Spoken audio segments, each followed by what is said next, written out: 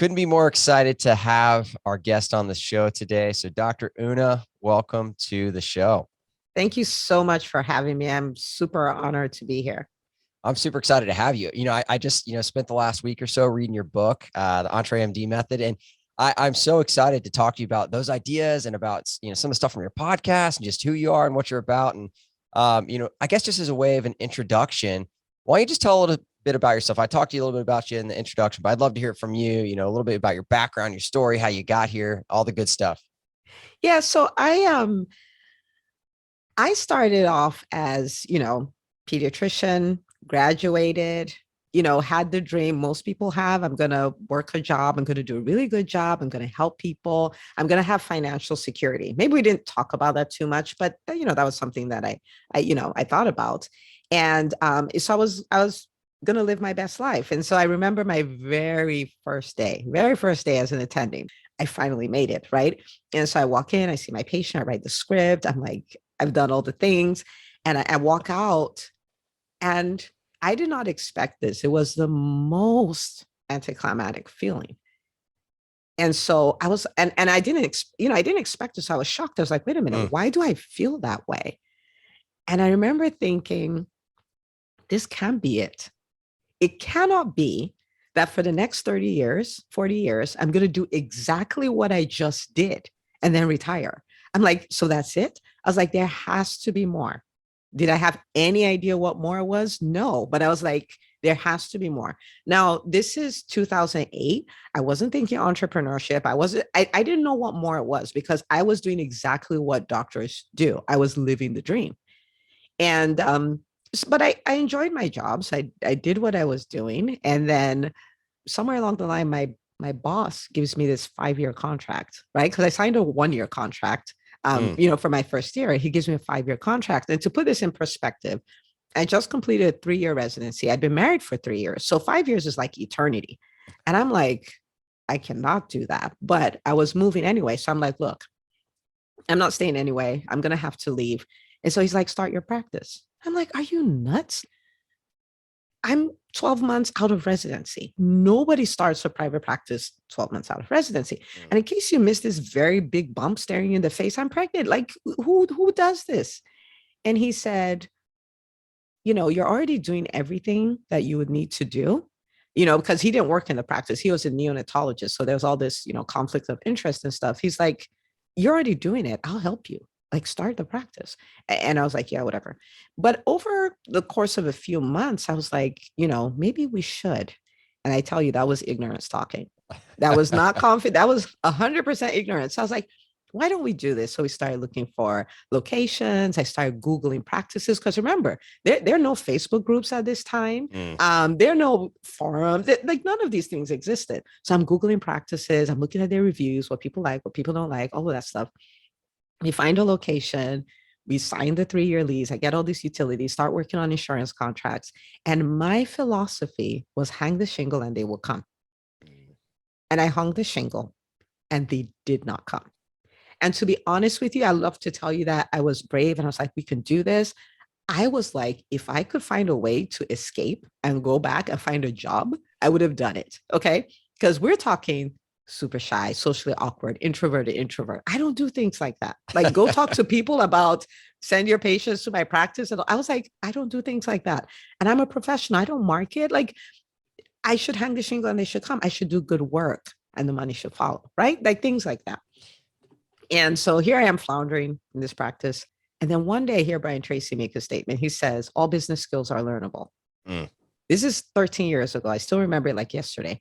I thought that the people who had big practices or who were doing well, that they knew that they were better than me, right? So they were better. I sucked, the end, right? I'm static. I can't change and all of that.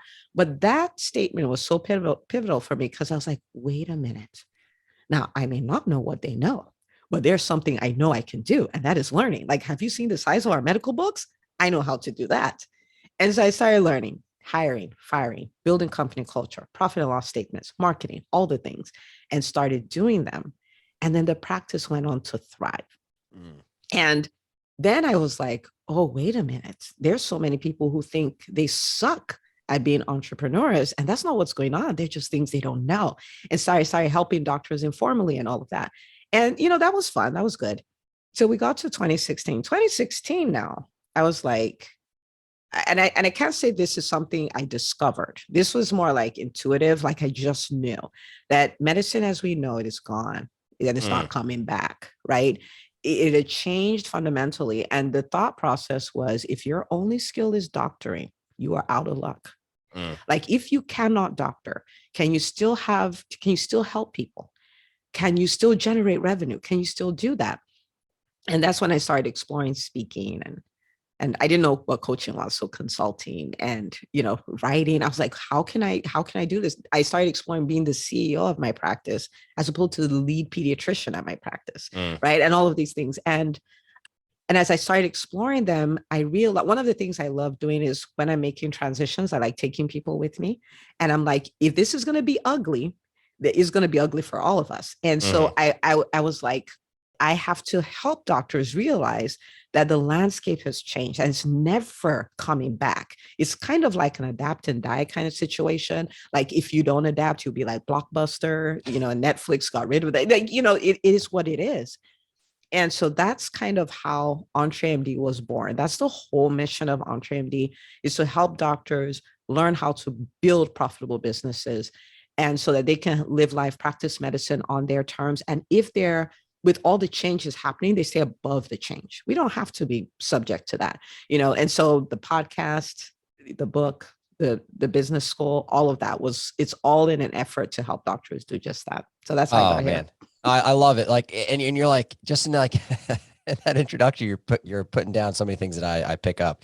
Like the arrival fallacy, like that idea, like this, it can't just be, this can't be it. Like, I can't just like walk in, talk to patients, examine them, walk out, write the scripts. And like, I'm not, do this for 30 years. Like, and I hear that so often from people when they finish, like that idea, like when they get there, it's all going to be better. And then all this sacrifice is going to be worth it. And then it's not. And so that definitely came to you. And then also I just dropping the pearls, like working on the business, not in the business, and that transition from being the lead pediatrician to being the CEO of your business. And yeah, I remember that transition in my own life too, and how that was hard. But I think that what created my business in part is exactly what what you're saying, which is like this schism in medicine, this change that's happened. And so talk a little bit more about that, like that change you see in medicine and what doctors can do. You've used entrepreneurship as the tool, and that's certainly been one of, if not the biggest tools in my own life. That's provided a lot of freedom for me. So do you mind just talking a little bit about the trend you're noticing and how you think that's going to affect people that, are maybe earlier in their career, or maybe even people that are listening, that are in training right now?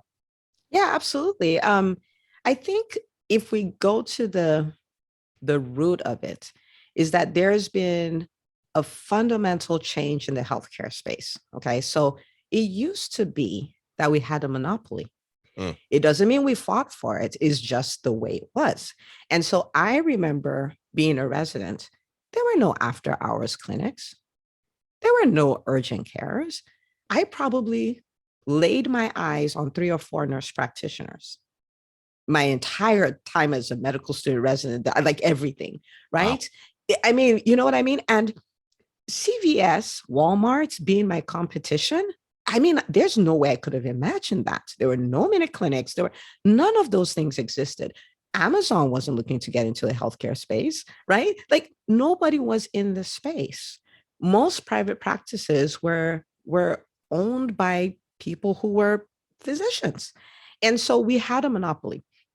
That's why we had the philosophy of hang the shingle and they will come, because there was no competition. It was like we had this marketplace that was just created for us and we just stayed there and things fell in our lap.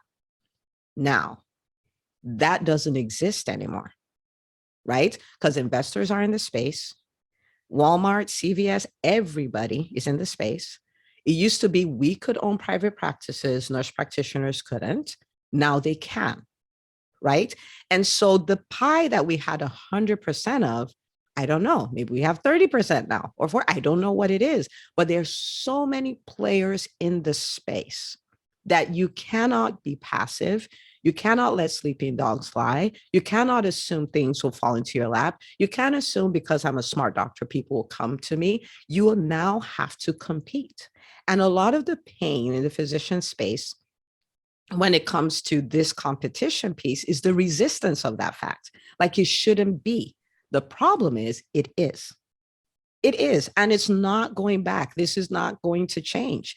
And so if we will not compete, and when I say compete, it's not this dirty cutthroat thing. For instance, people say, I am the best person for my patients. That is really good. But in the marketplace, which people get offended, like is the healthcare space, in the marketplace, the loudest voice wins. Yep. The end. And so if you are not showing up, if you're the world's best kept secret, you're actually doing your patients a disservice because here they are thinking that they're with the best person, not knowing you're the best person, but they can't find you because you're quiet. And so for me, my call to physicians, whether in my world, I work with physicians, whatever they want to build. If you want to do a private practice or your coach or a product or whatever, it is your job. One of the best things you can do is sell what you do. Selling is not some sleazy thing. Selling is service. That's you telling people out there with a pain, like you have this pain, I have the solution, let's go.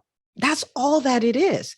And so we don't have that liberty, right? If you look at it in leadership as well, you have doctors, they're telling, oh, come be the CMO of this. Oh, I'm not qualified. What do you mean? Like, right? We gave up all of that. So it's time for us to own our space. It's time for us to retool ourselves. It's time for us to learn leadership, entrepreneurship, advocacy, all of that. Otherwise, nobody's coming to save us. You read the book, right? Yeah. To my fellow physicians, the Calvary is not coming. It is here. It is us. Nobody is going to save us. We rise to the occasion. But medicine has changed, and it's never, ever going back. Yeah, I couldn't agree more. And seeing just landscape change, and actually reading your book I really enjoyed it, particularly in the light, I just finished writing my own book and, which is about burnout and how the medical system is broken and how, burned out doctors can thrive in that. And we have to be honest that one of the best ways that you can equip yourself and arm yourself and be your own Calvary, as you're saying, is to have a different source of income and or to at least not be dependent upon someone else providing it for you. Like this idea that you build the shingle, they will come. If you build it, they will come. Because we see that that's not happening.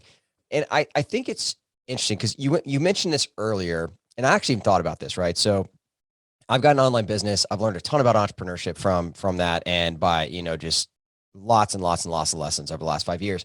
But it has occurred to me, like if I ever built a clinical brick and mortar kind of business, what would I do? I'm an acute pain physician, so the obvious answer is a ketamine clinic. And so I've thought about that. Like if I got let go from my job and I still wanted to be involved in medicine, what would I do? And ketamine clinic is like something that popped up. But even though I've built a very successful online business, I still have some of those thoughts that come up like, I don't know how to do that. Right. And, and you're talking about kind of getting in the arena and just learning as you go. But in your book, you talk about two very specific things. And I think that these are probably, in my opinion, two of the biggest lessons that doctors have to learn that medical school doesn't teach us, which is how to be okay with discomfort, in that place, where it's uncomfortable to be, and how to kind of flip that script on failure. So why do you think so many doctors struggle with those two specific things, the discomfort and failing?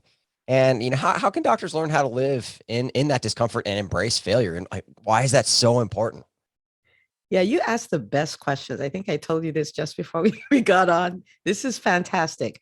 Now, so let's talk about this because this is a lot of fun. Discomfort. I would speak for based on the doctors I've spoken with and myself.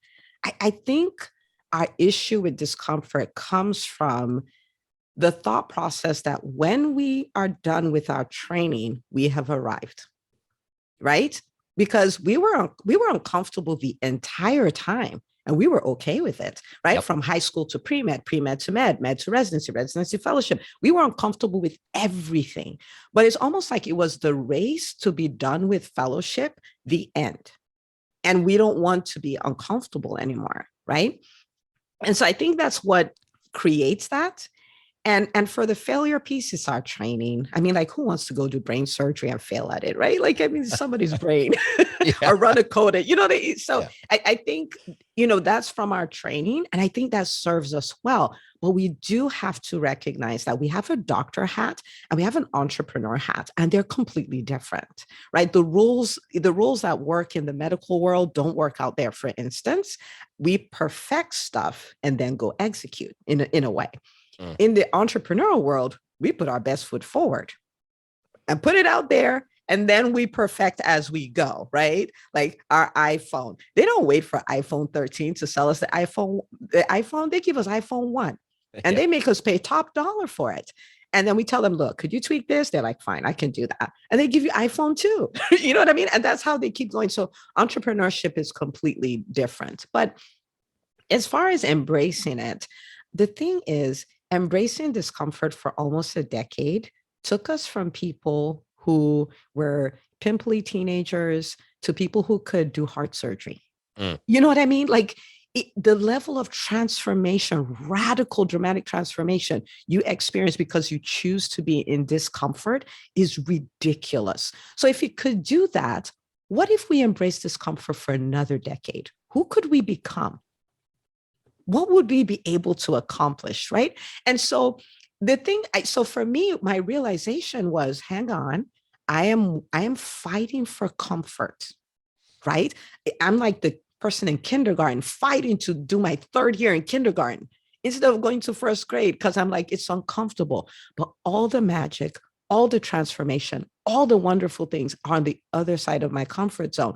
And so literally, I've come to the stage where if everything in my life is comfortable, I go look for something uncomfortable because I'm like, this is a problem. This means I'm staying the same. The problem with staying the same is everything around me is getting better. So I'm not just staying the same, I'm getting worse. And so I'm like, yes, this is scary. Why not? Let's do that. Right. And you can come to that place as long as you understand that all the magic, the person you've always dreamed, you secretly hoped that you could become, is on the other side of your comfort zone. Mm. So just go there, embrace it, love it, fall in love with it. You can actually, this happened to me last year, I think it was. It was so amazing. I was taking a walk and I realized I had become comfortable being uncomfortable. I did not know that was a thing. So Mm. you flex that muscle hard enough, you get to a place where you're uncomfortable and you're like, and what else is new? The sun is out. So what? You know what I mean? And that's a beautiful place to be. And then for the failure place, the fear of failure, they're so related Mm. because I think the fear of failure just hangs out at the border between your comfort zone and your zone of discomfort. So it's just an indicator. Da, da, da, da, da, da, you're about to get into you're about to leave your comfort zone. And if that's the case, I used to see that as an indication to stop, like stop because you're about to go past your comfort zone. And now I'm like, keep going. You're about to get out of your comfort zone where all the magic happens. So I have not risen above fear. I have not overcome fear. I have no plans or no strategy to overcome fear. I just reframe it where I don't see it as an indicator to stop. I see it as an indicator to start to keep going because something amazing is about to happen. Yeah. That's the way I think about it. Oh no, I love it. And I love that you point people back to the fact that you've already lived in discomfort and look at all of these amazing results that you've created in your life because you were willing to do that, whether that was in medical school. And sometimes the examples I give people is like, they're like, no, I don't like negative feelings. I don't want to be anxious or nervous or whatever. And I'm like, think about all the things you like, like when you proposed to your partner or had a kid or you started your practice and you took care of your first patient as an attending, like how nervous you were in those moments. And yet those are some of the best moments of your life. Like, would you want to have missed out on that if you weren't willing to be through that? But I love how you're pointing people back to like, you already have this skill. Stop telling yourself that you don't. I think that's huge. And speaking of like, talking about that story, you talk about the importance of habits, daily habits.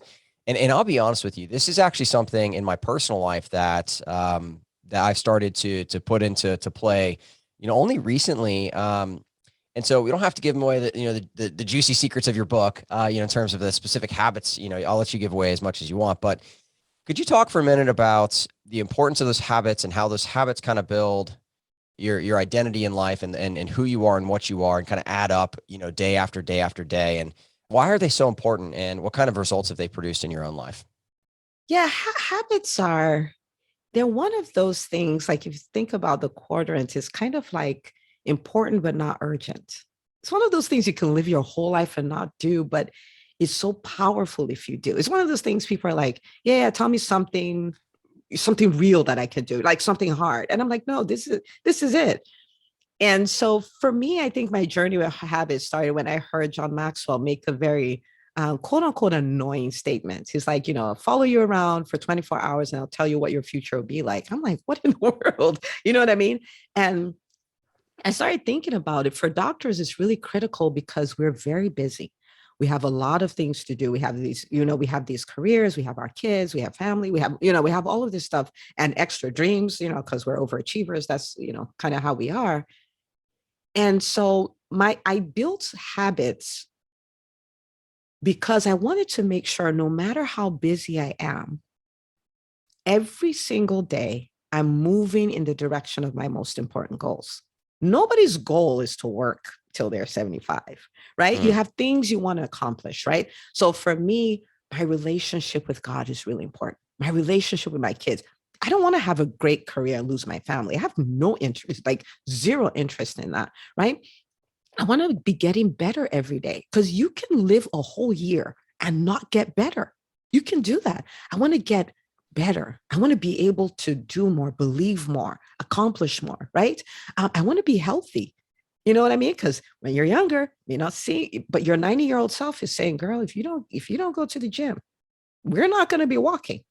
You know what I mean? And so there are things that will count later. We want to have accomplished later. And if you think about it, when you're 80, who has the energy or the time to accomplish all these things? This is the time. And so the habits, for me, the way I look at it, they're these things you do every day that are not urgent. Like nothing will happen if you don't, nothing critical will happen. No bells will go off, nothing will go bad, but they're so important. And there's little. And if you do them every day, they will, what you'll find is over the course of 30 days, 60 days, 90 days, a year, that you are accomplishing those big goals that you want to accomplish. And so I can tell mine. I talk about it all the time.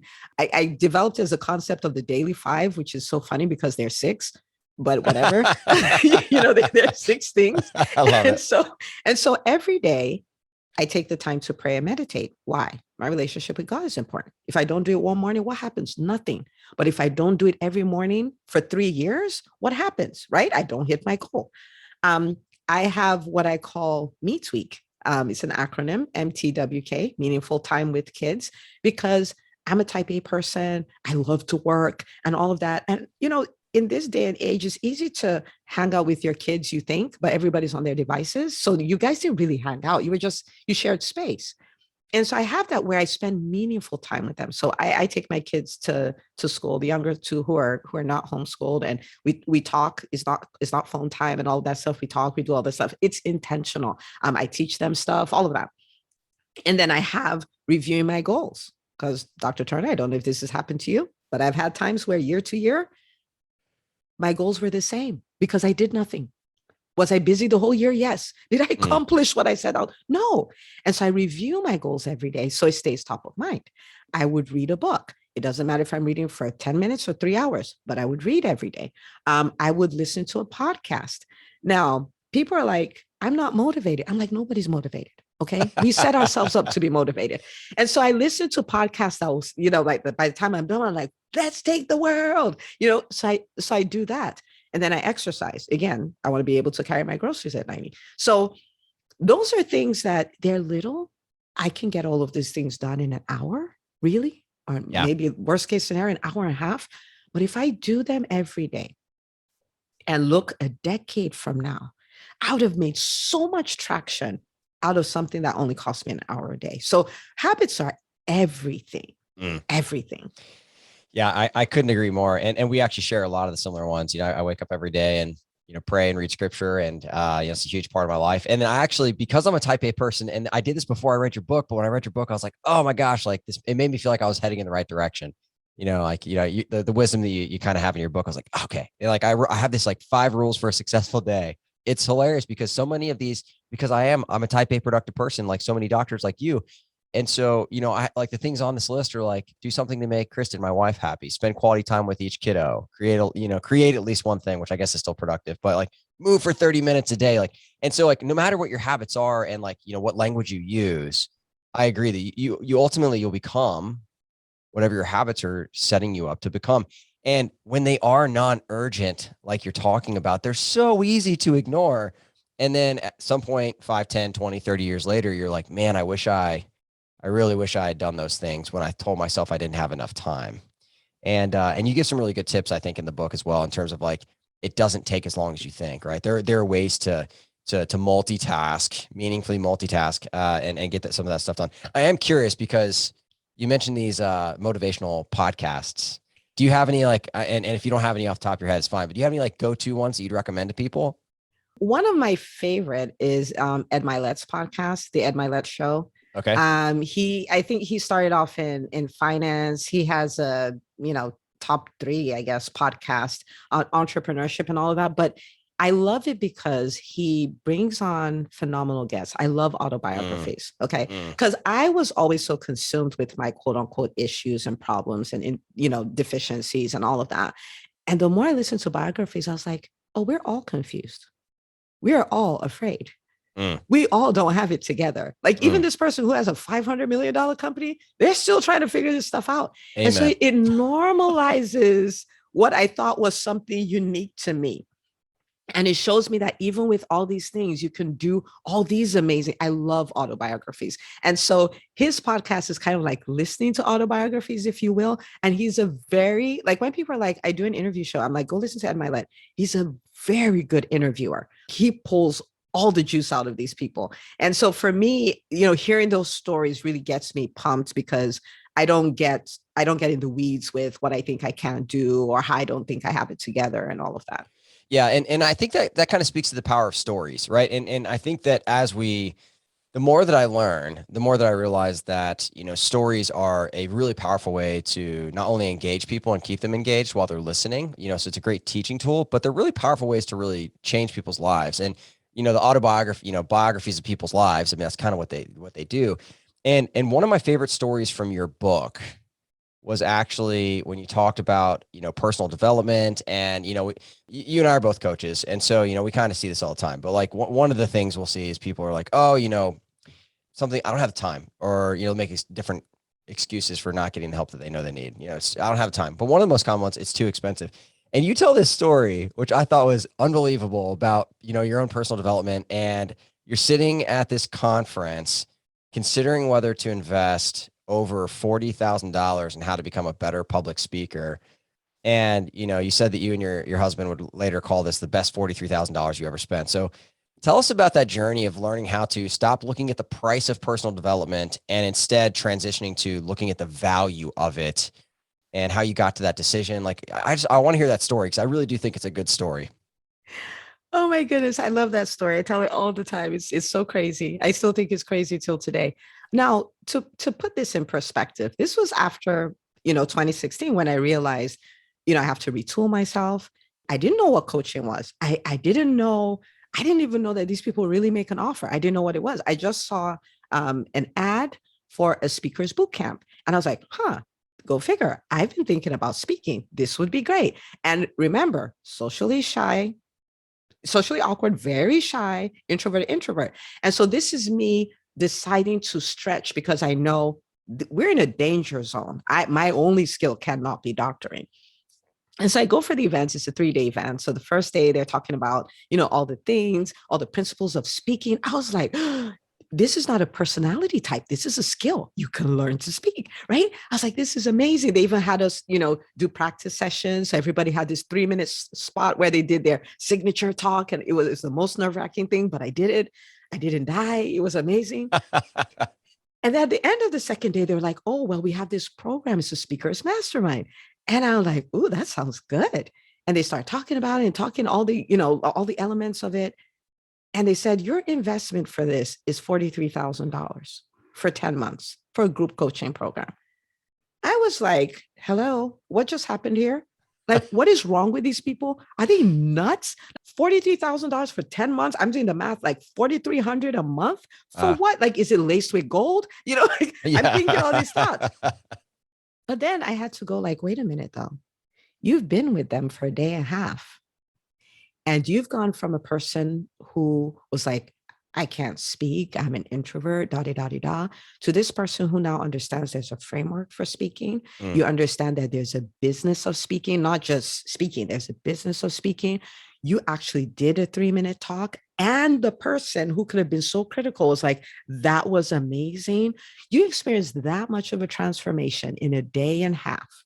Are you really, what do you think will happen in 10 months? Are you really going to let that go by because of $43,000? And so I thought about it. I was like, that's crazy. Well, what if it doesn't work? Well, what if it does? And why won't it? It's already working. It's not, you know what I mean? Like it's like someone listening to your podcast and they're wondering, is his ACE program right for me? But you've already done 10 social media posts about how the podcast has changed your life. Like what more do you want? Right. And so I call my husband. I'm like, hey, look at what's going on and all of that. He's like, yeah, sign up for it. I was like, this is insane. I still thought I was insane as I signed up for it, right? But let me tell you this. In those 10 months, I became really good at speaking. I became really good at using my words. I became really good at knowing the business of speaking, right? Because speaking is like doctoring. You can doctor well and still not be able to doctor anybody because you don't know how to put yourself out there. You're uncomfortable talking about money, all of those kind of things. And the thing I think everybody should even hear this is the massive return on investment didn't even happen in those 10 months. It happened the following year. Yeah. But I'm at a point where I run 2 7-figure companies. And a lot of it I can attribute to speaking, right? And so I am so grateful. My husband still calls it, he's like, oh, that was the best $43,000 I spent, because people who went to school with me or who knew me, they're like, what happened to you? How did you become this person? Some others say funny things like, you're a natural. I'm like, oh no, this is hundreds of talks and $43,000. This is not, there's nothing natural about this. But that was then, right? Now I've done a lot of investments from then up until now. And I'll tell you the way I look at it now. First of all, there is one thing that I am scared of. And that thing is showing up at the end of my life and realizing all I could have become, all that was available to me, and I didn't touch it. So I invest with my 90-year-old self in mind, because I'm like, I want to leave this earth, drop my body like the sack of dirt that is, and go like, I did it all. Like that was a fun run. I did it all. I became everything I thought I could be. I did everything I thought I could do. I had everything I thought I could have. That's my driver. So will I invest to become that person? You bet. You bet. The second thing is, again, I mean, you've already picked up on that. I love taking us back to what we've already done, because physicians, we've done this stuff. Okay. The average yearly tuition for medical school is $54,698. That is more expensive than $43,000. So we invested that much to become who we are now. So when we say, oh, I don't believe in investing in myself, you lying. Right? Because you've done this before. That you would not have become a physician without, you've done this before. And so if that could transform you into a physician, what could more investing transform you into? So I don't care about the number. I care about the return on investment. This is what nobody says, I can invest $43,000 into the stock market or into real estate. Nobody says that. You're like, what will my return on investment be? If the numbers make sense, you work it. And that's what makes you show up in your program with this attitude. I'm 10xing my investment. I'm 10x. Like I've gone into programs that it turned out it was a bad fit. I still made my money back because that's my attitude. Mm. I am going in here and I am going to 10x my investment. So if I invest 43,000 and the return on investment is 430,000 all day, every day, Yep. all day, every day. So I love investing in myself, but I do it with the attitude of an investor. Yeah, I think that's so spot on. And the thing I love, just tying this back to like the very beginning of the show, right? So, what got you on this journey is realizing that this guaranteed income and this guaranteed amazing situation that we all thought we'd have after medical school and after residency, all of our training didn't end up being the way that we thought it would. And yet we're willing to invest multiple hundreds of thousands of dollars in something that may not work out. But then when you talk about investments outside of traditional education like that, you're like, oh, wait, but what if it doesn't work? And your question, like, what if it does work? Like the counter question, right? Because like it's not guaranteed that you're going to make a lot of money or have a career in medicine or that you're going to do exactly what you want to do. But people view that as like this guaranteed investment, this guaranteed return on their investment. Whereas, it's such a better question. Like, what would my 90-year-old self like that may be like my favorite thought. And it may be the thought of the episode, actually, because I always have one thought of the episode, but like invest with your 90-year-old self in mind. And I've thought about that from like a CEO mindset, right? Like what would the 7, 8 figure version of me as a CEO of my business think about this current decision and making that decision from that space? But then when you talk about it from a personal side, like what would my 90-year-old self think about this current investment or decision? Like, oh man, that's good stuff. That's good stuff. Yeah, So that's my driver. That's my yeah. driver. Oh, I love it. So, we hinted at this a little bit, earlier, and I don't want to gloss over it because people are really busy, right? And you and I both know that like the stories, the narratives, the perspectives that you have, like you're never as busy as you think you are. And there are only 24 hours in the day. We all get it. You get to do what you want with that 24 hours that you get. But you mentioned these ideas of like automobile university and downtime university, and I just think they're so practical and a really concrete way of making this principle real for people. So talk to us about what you mean by those two terms and how doctors can use their cars and their downtimes to their advantage. Yeah. So all busy. So, for instance, for me, I'm a wife, I'm a mom, I have 4 children, I have a private practice, I have multiple businesses, I co-pastor a church with my husband. We have I have 17 lives at the same time. But the thing is this, who wants to be 90 and say I was busy? Right? Like in the grand scheme of events, we're still going to need to figure this out. And so automobile university is a concept I heard from Terry Savelle Foy. I want to give her credit. And it's turning your car into a university because she's like, listen, the average American is doing about 30 minutes of commute time, right? And if you add it all up, it comes to 10 hours a month. If you invested 10 hours a month in your personal development, what could happen? So for me, the way I did it, on my way to work, so for me it would be in the morning, and and all of that, brain is fresh, and I'm most optimistic, maybe, who knows. I would use that morning commute and listen to an audio program, an audio book, a podcast. It's personal development. I'm not listening to music, I'm not listening to the news, I'm not doing any of that.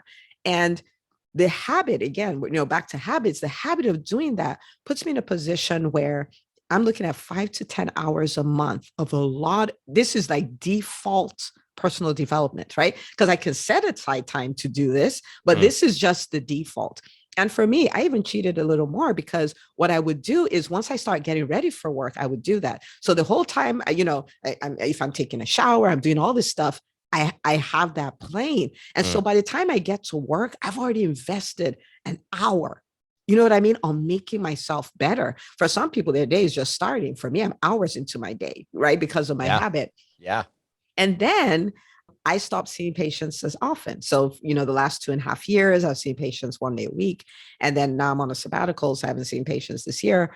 But I was like, but I still have to do this personal development thing. And so I created my own university. I call it Downtime University. So downtime. So whenever, and that could be if I'm taking a walk, if I'm driving back from taking the kids to school, if I'm in the shower, if I'm on my Peloton, like sometimes I ignore them. I just put the scenic thing and then I love that. put my audiobook in. Yeah. Like, I don't need to do this with anybody else. I'm good. And so, but that's downtime university. And then what that does is it gives you this opportunity without working for it or without scheduling separate time for it of massive personal development. And you find out you've done a lot of books, you've changed. And sometimes you won't realize the impact till you go talk to some friends that you haven't talked to in a while. And you start talking to them about stuff and they're looking at you like, yeah, that's not serious. We don't talk about that stuff. And you realize, oops, I need to upgrade my circle then, I think. Yeah. No, oh, it's so true. And like, yeah, I mean, I loved this idea because what has changed my life probably more than anything over the last few years is reading books and listening to books. And I can't have a conversation at this point with somebody without books coming up in some way, shape, or form. And I do the exact same thing when I'm folding laundry, I'm cooking dinner for my family, I'm, drop my kids off at school or, on the way back. Like I absolutely use that time for the exact same reason. And so this idea, like this thought, I don't have enough time in the day. It's like it's like you've created extra time that people didn't even realize that they had, that they're already using. Right. And so it's, I will say I haven't gotten to the point where I listen to it on the Peloton yet. I still need that motivation from, Robin or Allie, like telling me to, bust my tail and work harder. But, it's really about the narratives, the stories that we fill our lives with and the information we fill our lives with and how we're constantly learning and investing in ourselves. Yeah. And for physicians, truthfully, I think one of the other things, since we talk about time, I'll just throw this in here. One of the things that we need to realize is that if you are going to build a great life, you're going to need a team. Mm. There's no such thing as a CEO who's the CEO of a powerful company without a team. You're the CEO of your life. Mm. And you can't build a great life without a team. So if you're like, I have so much to do, maybe it's because you're doing it all. Right. And people don't realize that, even as an entrepreneur, this is for your business, this is for your life. You can, you don't have to clean your house. You don't have to do your laundry. You don't have to cook. If cooking makes you happy, cook. It does not make me happy. I don't cook. Right. You can bring people in your life. You can get someone to manage your email, manage your calendar. People do all kinds of things, all kinds. People can do your school runs for you. And as physicians, we need to realize that part of the reason we have a great earning power is so we can buy other people's time. Yes, you only have 24 hours, but you can pay for other people's 24 hours. Yeah. And get more time. Right. And so we want to, you want to think of this. If when I turn 90 and people come for my birthday party, do I want them to say, Dr. Smith, who was busy? Because if we don't want that, then we need to start looking at what we can do to create the time, right? Because people have done this before. We don't have to reinvent the wheel. People have done it. And we just have to accept the thought that, yeah, I can create more time so that I have time for the things that matter. That's me becoming the best version of myself and the relationships that matter to me and the impact I want to leave in the world.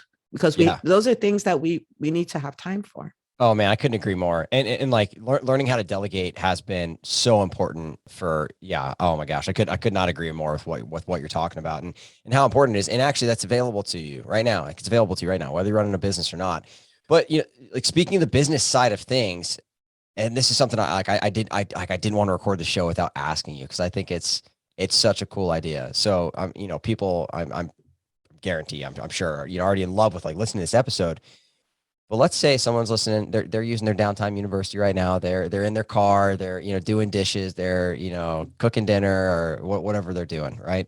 They're in the shower and they're listening to this episode and like, Dr. Una, I hear that you tell doctors that every doctor has a 7-figure business idea in them. So how can I figure that out? Like where's this idea come from? Like if I'm a doctor, I'm thinking about entrepreneurship. How can I figure out my 7-figure idea? So first of all, we all do. If we choose to build it or not, that's a separate conversation. but we do. Today it's so funny. I did a post on Instagram. I was like, the odds of being accepted into medical school are 7%. The odds of building $1 million business are 9%.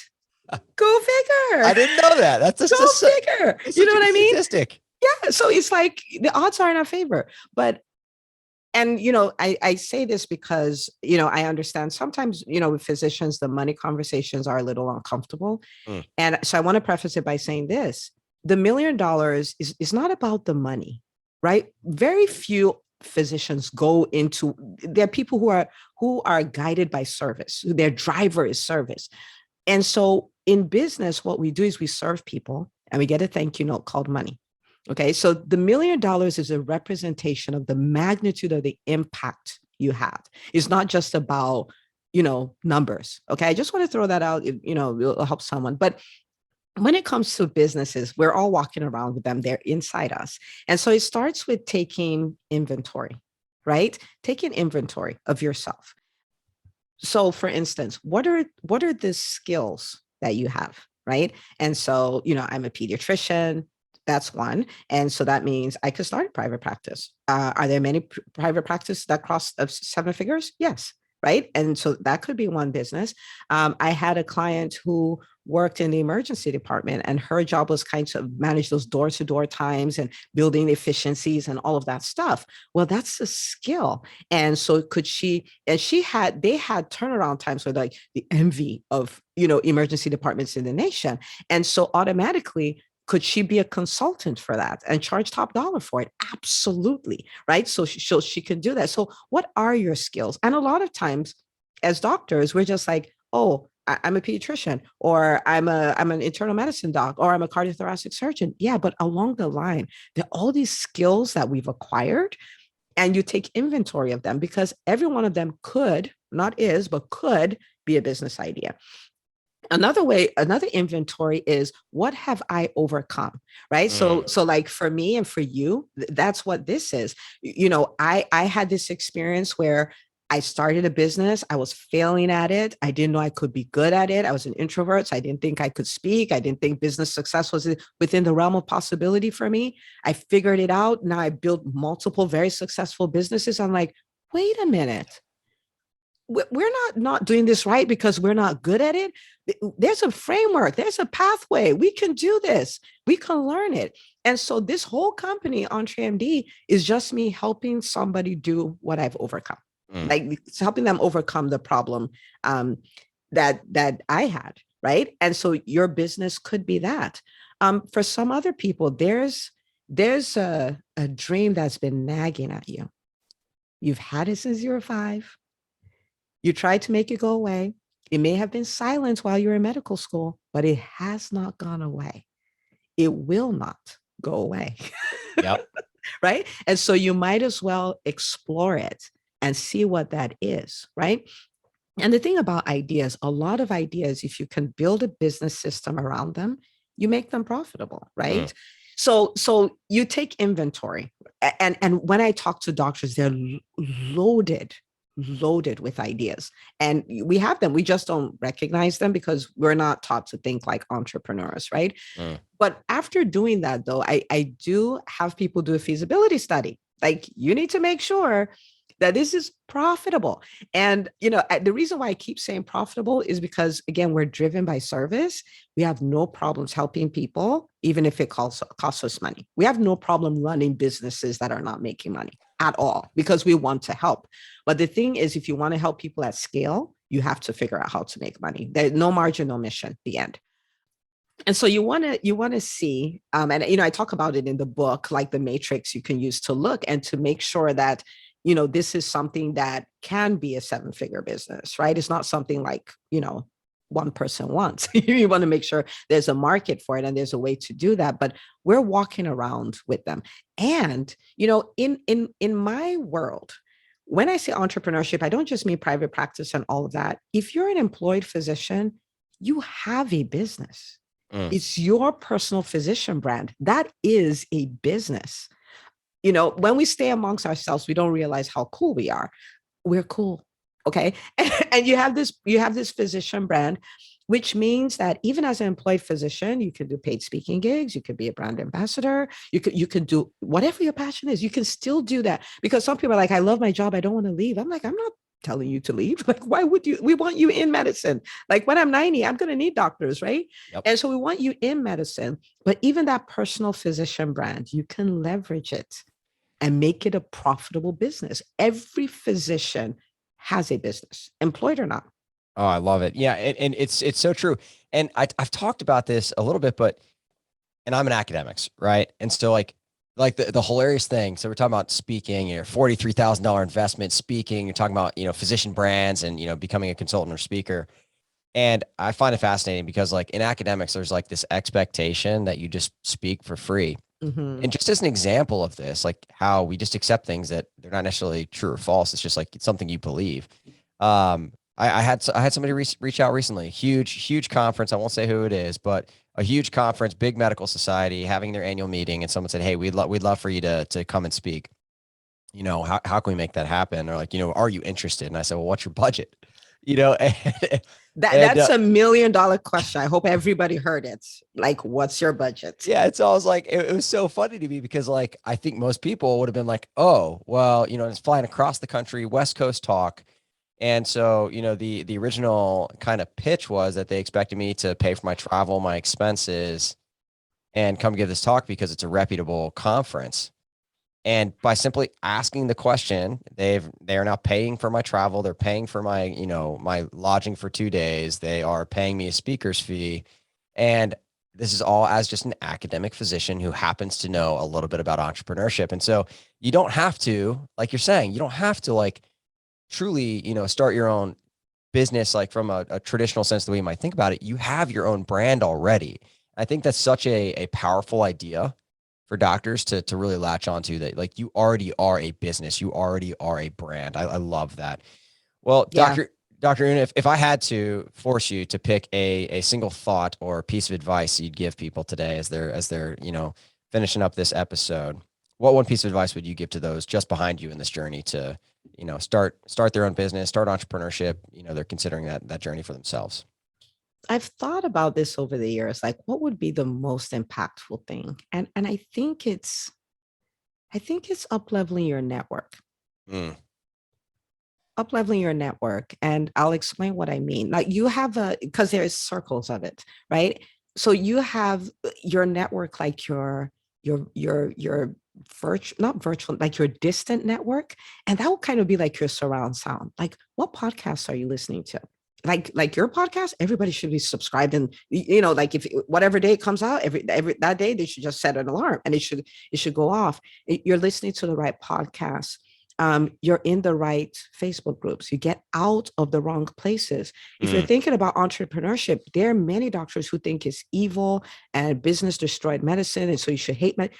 You need to kind of create more space between you and them, right? I wouldn't say delete. That's kind of what I mean, but I'm okay with that. yeah. And so you want your surround sound. You need to change that, right? Because that's a network in a way. They don't know you're listening. They may not know you're listening, but that's a network, right? And then your network, as far as your colleagues, physician entrepreneurs in your space. Because remember, we're not really entrepreneurs. We become entrepreneurs. And the best place to become an entrepreneur is amongst entrepreneurs, right? It's Mm. like me learning Spanish. I'm not going to go downtown Atlanta to learn Spanish. Like I can attend classes, but it'll take me 700 years to speak Spanish. Just dump me in Spain Yep. and take away the devices, and we're Yep. good, right? Yep. And so you intentionally build this network of physician entrepreneurs so that the things that you think are crazy, you start realizing that they're normal, right? Mm. Like you want to change the people you're around. We can't rise above our environments. We just can't. It's impossible, Mm. you know. And then the third will be like the people ahead of you. And so like coaches and mentors, you need them, right? And so your surround sound, your colleagues, when I say colleagues, these are people who are physician entrepreneurs, maybe at your level or just a little higher. And then all these mentees, because what they do, I was thinking about this morning. It was the funniest thought. I have funny thoughts every morning. I was like, people do forced appreciation for real estate, Mm-hmm. right? You buy a piece of property, you upgrade it and all that, you force it to rise in value. We do that as entrepreneurs. You can say, oh, I have Mm. all these limiting beliefs and blah, blah, blah, blah, blah. Okay, good. But if I can change my surround sound, I can change the people I'm around, my colleagues I'm around, and I can insert some mentors and coaches, I will experience forced appreciation. All Mm. of a sudden, my dreams become bigger. All of my sudden, things I thought were issues, I'm like, no, that's what everybody goes through. The quality of thoughts I have are different. I can force my own appreciation, but it's my network that I need to do that. So yeah, that's what I have for you. Man, I love that thought. Oh, and you can take that to every area of your life. Yeah, You can force appreciation in your life. Oh, that's hot off the press. I just thought oh about it this man, morning. I was like, I that's love that crazy. thought. Oh, that's like blowing my mind right now. I know exactly what you mean, and I love it. That's so good. Well, so hey, if people want to learn more about EntreMD, your program, they want to learn more about the EntreMD method, the book, or they want to hear more about you and your podcast. Like, where can people find you? How can they get into your world? Well, so this is what I'll tell people. My job in EntreMD is the mass business education of physicians. That's what I want. I want to educate. I want to help 100,000 doctors build profitable businesses so they can live life and practice medicine on their terms. The healthcare space is yucky. It doesn't have to be. There's a million of us. We can change it, right? And so it's three ways. One, you're already on a podcast platform, so you just hit the search bar, put EntreMD in there. EntreMD podcast will come up. We're at, I don't know, 220 episodes or something like that. And that is your free MBA. Okay. And then you head over to Amazon, put it EntreMD again, and you'll get the EntreMD method book. And that is your $16 MBA. And it literally is a roadmap that you can take and you can start creating dramatic changes in your business right away. And then if you're like, yeah, but I don't want to dabble, I've played too long, I want to do this like I mean this, I'm ready, then the EntreMD Business School is a place for you. I used to say it was my year-long program, but I have people going on their third year who are like, I'm never leaving. So I don't know. I don't know what to say. I love it. It's the business school. And what we do there is we help people build 6 and 7 figure businesses. And because we're the examples of what is possible. And it does not have to look the way it is. We can make a decision, decide we're done. I Mm. decided I'm done. You decided you're done. So Mm. here we are. Oh, well, I can't get behind that more than I could possibly say. That's great. Well, Dr. Una, thank you so much for coming on the Physician Philosopher podcast. This was an absolute blast. I loved all of the knowledge you just dropped. So thank you so much for being here. Thank you so much. And thank for having me. And thank you so much for what you do for the physician community. All hands are needed on deck. So, I'm always rooting for you and, because what you do is amazing. Thank you for what you do. Thanks so much. Start before you're ready. Start by starting. Start now.